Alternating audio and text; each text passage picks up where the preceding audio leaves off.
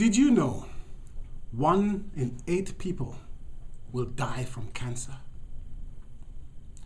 Have you ever had a question resting on your chest so heavily that you couldn't wait to share it with someone, anyone, just to relieve the pressure? Toastmasters and friends, I do believe we have all had a family relation, a close friend or working colleague that has been touched by this deadly disease. Cancer is a leading cause of death worldwide, accounting for roughly 1 in 8 of all deaths in 2004, according to the World Health Organization.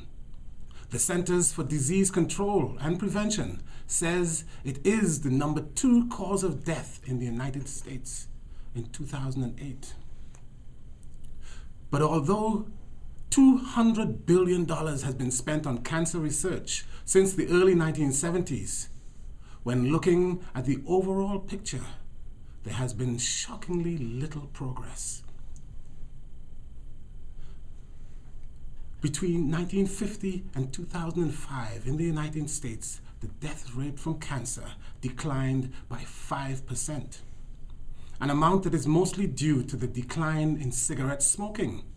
By contrast, the death rate from heart disease fell in the same period by 64%.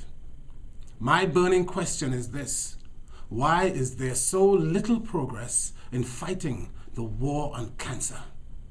As President Nixon termed it when he signed into law the National Cancer Act in December 1971. I put it to you that there is far too much focus on profits from drug companies and top-heavy excessive administration costs at the biggest cancer charities.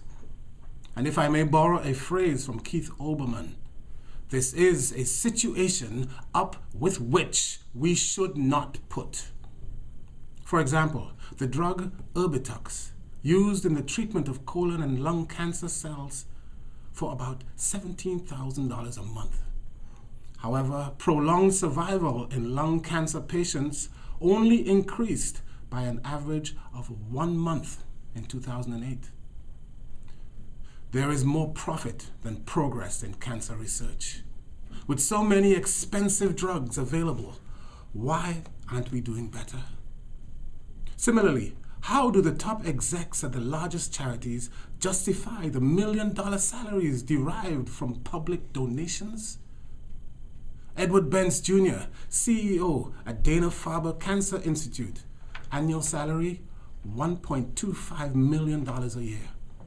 John Seffrin, CEO, American Cancer Society, $2.2 million. Harold Varmus, CEO, Memorial Sloan Kettering Cancer Center, a whopping $2.5 million annual salary. These are my questions. There has to be something wrong with this picture. But there is no question many have found it financially profitable. Think about it.